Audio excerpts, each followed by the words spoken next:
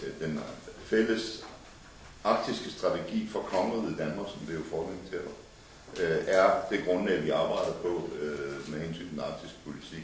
Og herover de senere dage har vi jo haft mulighed for i Nordisk Råds regi at diskutere dels vores egen strategi, men også de nordiske landes arktiske samarbejdsprogram.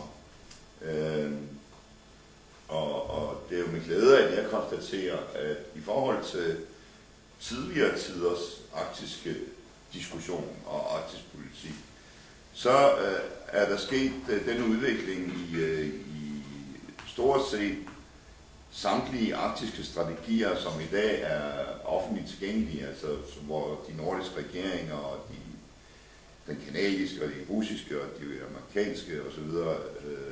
Arktiske strategier, de handler i dag i langt højere grad om menneskenes udvikling i det arktiske område, hvor det jo før i tiden stort set altid tog udgangspunkt i isbjørnenes ret til overlevelse, for eksempel, eller sælernes, eller hvalernes, og så isen, og mineralerne, og olien, osv. Og vi har jo, jeg har også personligt over en lang årrække efterhånden prøvet at slå til lyd for mig, altså der bor cirka 4 millioner mennesker i det her område. Det er ikke Antarktis.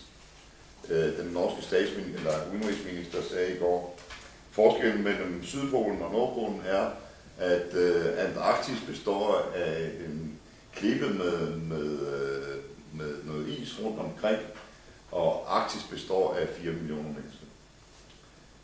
Så også at få nuanceret debatten omkring polerne er jo en meget væsentlig ting i dag, fordi hele verden interesserer sig for de yderste områder, der er på kloden, og vi bliver jo mere og mere integreret.